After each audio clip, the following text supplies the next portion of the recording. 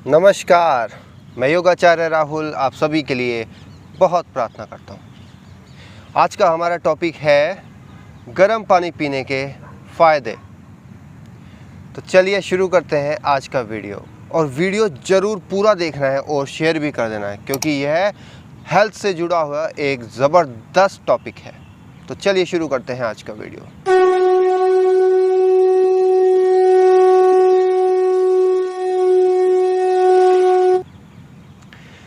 देखिए, गर्म पानी पीना कितने रोगों में उपयोगी है। वाघ भट्ट जी इसमें बोलते हैं लगभग 103 रोग ऐसे हैं जिस पे सीधा गुनगुना पानी कार्य करता है। तो हम लगभग 103 ऐसे रोग हैं जिनको सीधा जड़ से समाप्त कर सकते हैं डेली गुनगुना पानी पी के। तो चलिए विस्तार से मैं बताता हूँ कि कब पीना चाहिए, कैसे पीना चाहिए, कौन कौन से रोग हैं जिनमें कि गर्म पानी या गुनगुना पानी बहुत उपयोगी है। तो सबसे पहले हम बात करते हैं पेट संबंधित। हमारी जो अग्नि होती है, जो हमारे खाने को पचाने का काम करती है, मेटाबॉलिक रेशो को बढ़ाने का काम करती है, हमारे ऑर्गन्स को हेल्दी रखने का काम करती है, फैट लॉस करने का काम करती है। अगर हमारा पेट ठीक होगा तो सब कुछ ठीक रहेगा। पेट अगर हमारा ठीक नहीं रहेगा तो सब कुछ गड़बड़ रहेगा।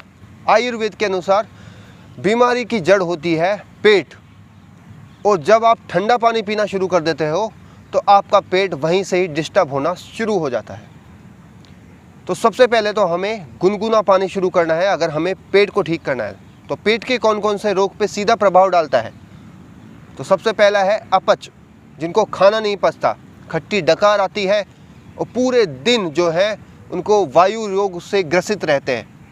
वायु रोग वह है जिसमें वो पूरे दिन गैस पास करते रहते हैं, डकार लेते रहते हैं और बेचैनी सी रहती है। इस तरीके के रोगों में गर्म पानी अमृत के समान है।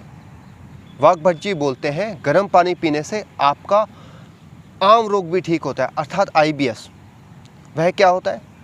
जिसको भी खाना खाने के बाद फ्रेश होने की आदत होती है, दूध पीने के बाद फ्रेश होने जाना पड़ता है, खाना पचता नहीं है और बार बार फ्रेश होने जाना पड़ता है, उसके लिए गर्म पानी पीना आज से ही शुरू कर दो, क्योंकि वो बहुत उपयोगी है आंव के लिए।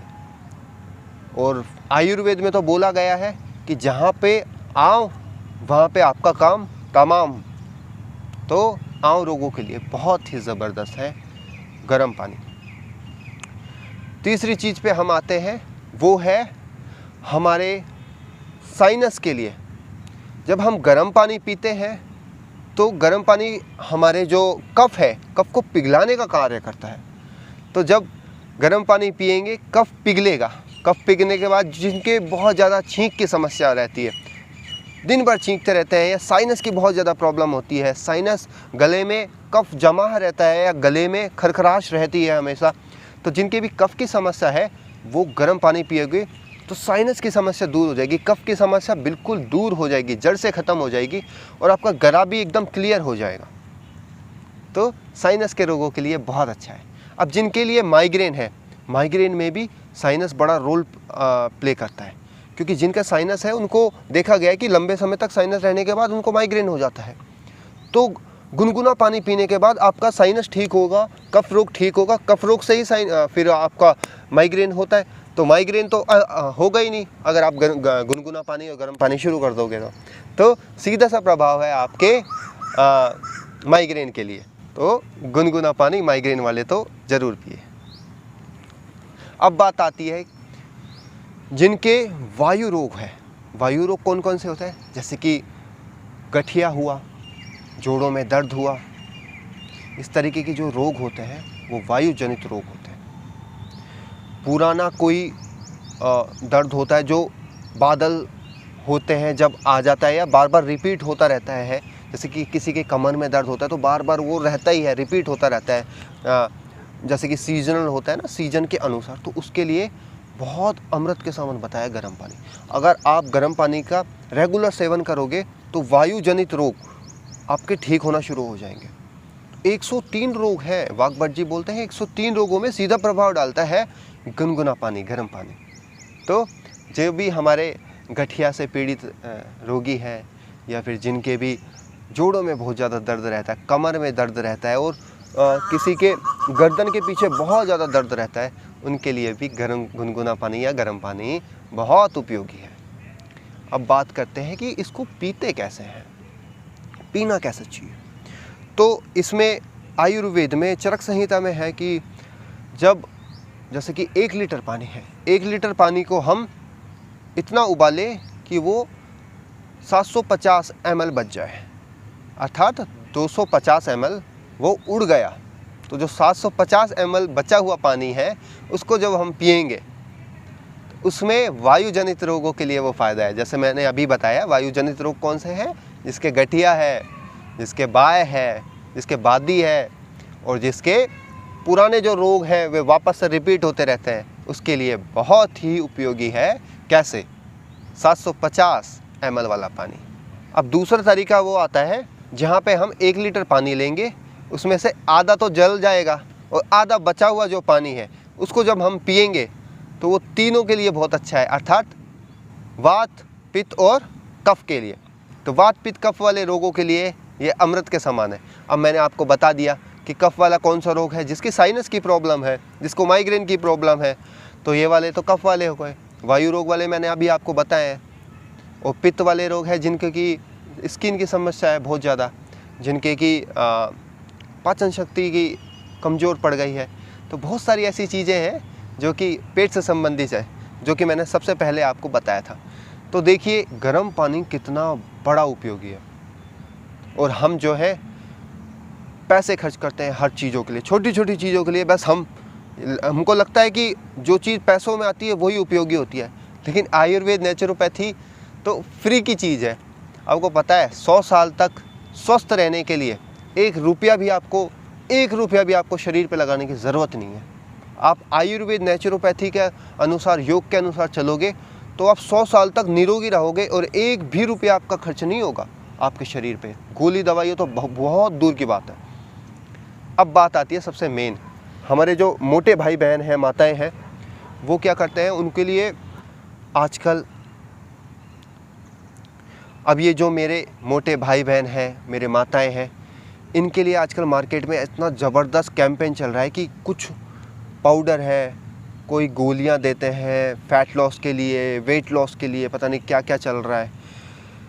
लेकिन सच्चाई ये है कि जो गुनगुना पानी, गर्म पानी जो कार्य करेगा ना, उसका 1% भी कार्य ये गोली और दवाई और पाउडर नहीं करता है। इतना ज़बरदस्त चीज़ है ये, वो भी नेचुरली।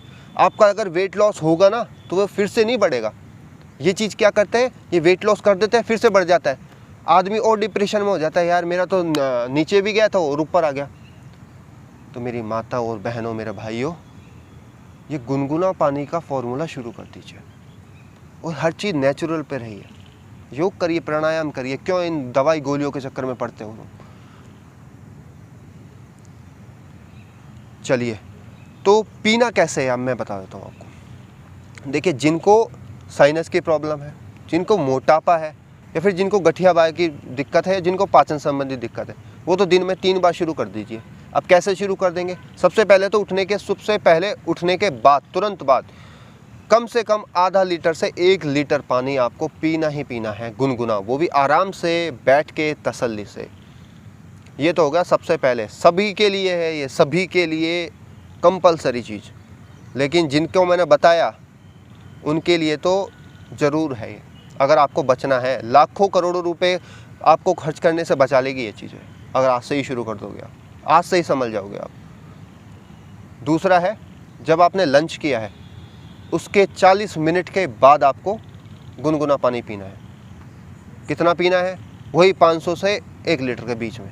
बार बार पानी नहीं पीना होता है। पानी को जब प्यास लगे तभी पीना है और थोड़ा ज़्यादा भी पीना होता है, 500 से 1 लीटर के बीच में पीना है।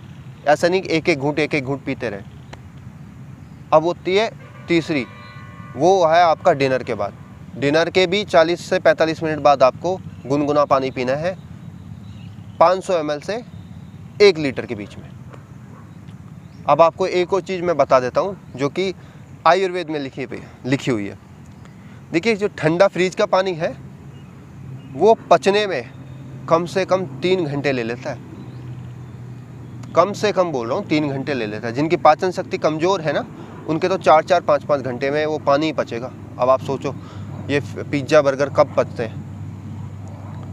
अब आती है गुनगुने पानी की बात। गुनगुना पानी आपने पिया तो 45 मिनट में पच जाता है, और जो खाया हुआ है उसी को भी पचा ले जाता है, तो फैट बढ़ने की तो चांसेस ही नहीं है। तो मैं हाथ जोड़ के आपसे विनती करता हूँ कि आज से ही गुनगुना पानी शुरू कर दीजिए और इस वीडियो को शेयर ज़रूर कर दीजिए, क्योंकि कई वीडियो वाले हैं कि मेरे पास फला चीज़ है, मेरे पास ढिकाना चीज़ है और इतने रुपए की है, लो फैट लॉस होगा। मैं बोलता हूँ फ्री की चीज़ है, करो और असर देखो। आप कमेंट बॉक्स में ज़रूर लिखना है क्या फ़ायदा हुआ है। मिलता हूँ अगले वीडियो में, तब तक लिए जय हिंद, नमस्कार।